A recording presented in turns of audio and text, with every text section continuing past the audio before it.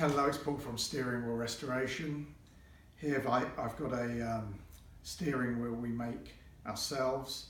This is to replace the Aston DB2, DB2 the Lagonda 3 litre, the 2.6, the Jensen 541, the AC Ace and Greyhound, and coach-built Heelys. You can see it's indistinguishable from an original in every way, except it has mirror polished stainless steel spokes which won't tarnish.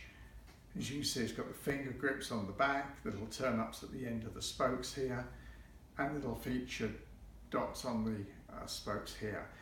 And if you can see, this is an original, which, as you can see, the spoke is already letting go, and the chroming on them is always terrible, and they split and break. And as I say, this is a direct replacement for this one here.